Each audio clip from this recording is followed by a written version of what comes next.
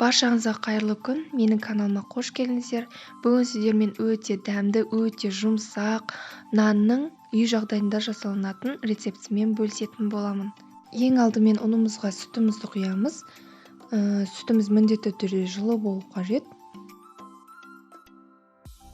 1-2 столовый ложка қантымызды саламыз. Тұзымызды көз мөлшерімен саламыз. Менікі 1,5 ас қасықтай кетті.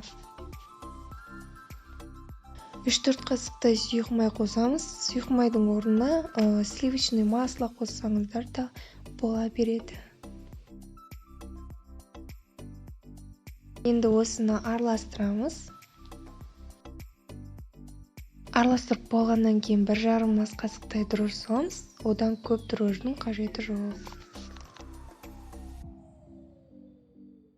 Енді барлығын жақсылап араластырамыз. Оның кішкентай бөлігін алып отырып араластыратын боламыз. Барлығын салудың қажеті жоқ. Дрожж көтерілсе, кішкентай ғана ұндардан ғана көтерілетін болады. Енді бетін салафанмен жабамыз.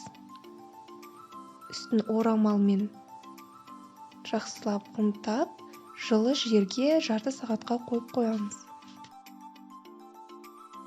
Мінекей біздің дрожжымыз көтерілді. Осылай көпіршіктен көтерілу қажет. Енді осыны ешқандай күш салмай жақсылап илейтін боламыз.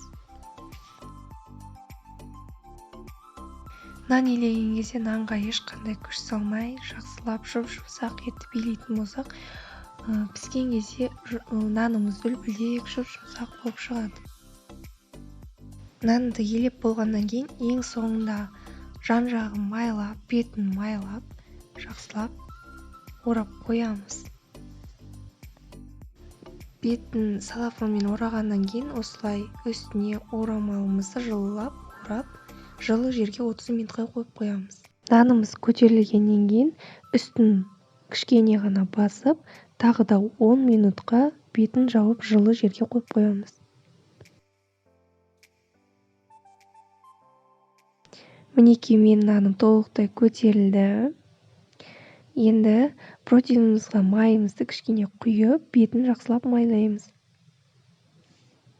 Мен нанымды 4-ке бөліп жасайтын боламын. Батон тәріздес формаға келтіріп жасаймын. Сіздер домалақ формаға келтіріп жасасаңыздар да болады. Тіпті бұдан 8 штук нан да шығаруға болады.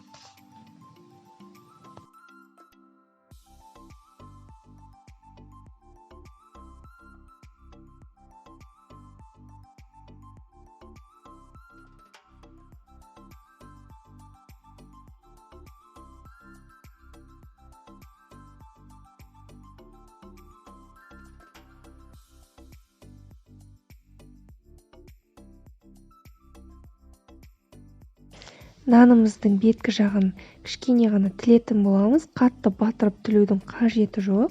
Мінекей дәл видеодағыдай істесеңіздер, сіздердің нандарыңыз ішкі жағы жақсы пісіп, жақсы көтерілетін болады. Енді осыны 180 градуста 30 минутта пісіріп аламыз.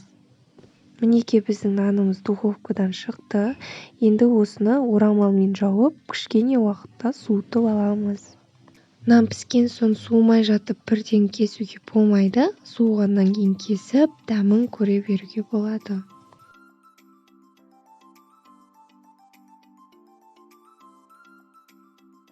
Біздің нанымыз өте үлпілдек, жұмсақ, дәмді болып шықты.